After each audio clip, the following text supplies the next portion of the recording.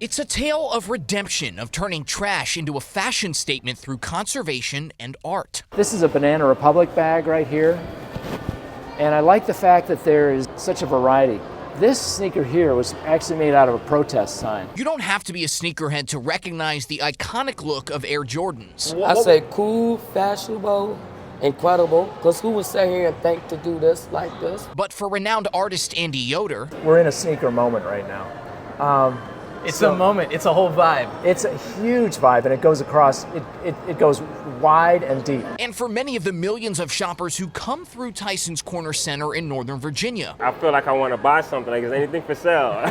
The story of these high tops goes beyond the laces and kicks straight into the soul. Most of them are items or materials I pulled out of the recycling bin. It's called Overboard, a featured exhibit that's the first of its kind at Tysons, entirely devoted to showcasing Air Jordan 5s. Each pair depicting an iconic pop culture logo, brand, or other phenomenon is made from upcycled materials. There's a lot of those made from Korean snack foods because I have a condo in Annandale, and there's a very international community there. The shoes of Overboard, made by Andy's hand out of paper materials, are cut using specially crafted stencils and assembled with hot glue. More than 250 designs are featured in this collaboration between Andy, the mall, and Arts Fairfax. Their director of communications, Allison Moy, says showcasing local artists is part of their mission. We're really just hoping that people are inspired to think more creatively, and also just to recognize that all these great artists live right here and in the same place that you call home. Andy, a Nova resident whose work has been featured in the New York Times and PBS NewsHour, just to name a couple, says Overboard is actually designed to mimic a shipping container. And there's a reason for that, hidden in the inspiration he drew upon when the mall asked him to debut this exhibit. I started researching shipping containers, and I found out about this amazing story called the Great Shoe Spill of 1990. It goes like this. In 1990, not so coincidentally the same year the Jordan 5 was released, an accident on a cargo ship saw 5 containers topple over, sending 80,000 Nike shoes tumbling into the Pacific Ocean. Left shoes went one way, right shoes went another. And as the months went by, they floated ashore.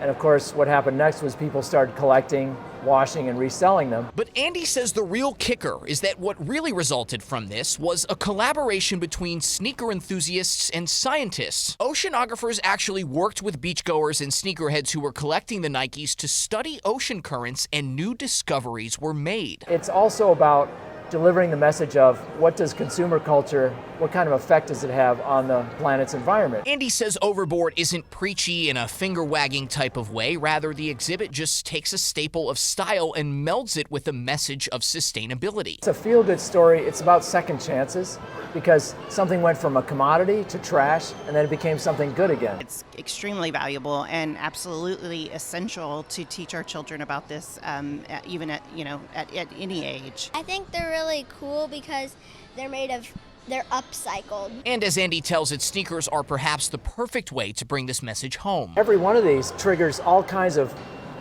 personal history and associations and memories with people. Sort of like going down the cereal aisle, also in the store.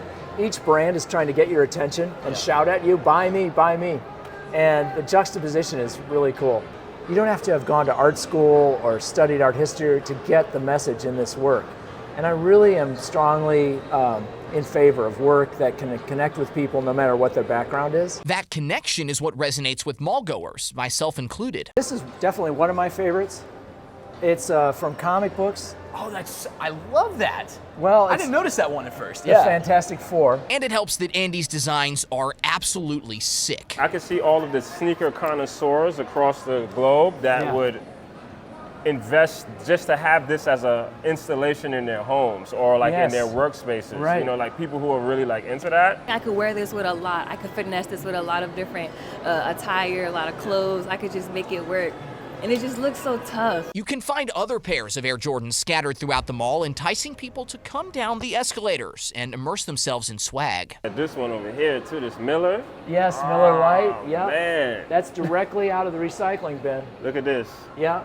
This is from an artist friend. And even though Andy uses the same basic template for his designs, each shoe seems to have its own character. There's even a pair made from old shopping bags and building blueprints crafted specially for the mall itself, something Lindsay Petak, senior marketing manager with Tysons, says turns the clock back to the 1960s. You see them watching the video and reading about the story and taking pictures with the shoes and in front of the shoes, and you know, it makes me feel like, you know, the time and effort on this project was worth it. I'm a total ham.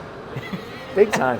I love connecting with people. The exhibit is up through mid-January at Tysons, so come out, do some holiday shopping, and get a whole lot more for free. I can wear them. I can't wear these? Like, no. In McLean, Matt Kaufax. I think they were really cool and pretty. WTOP News.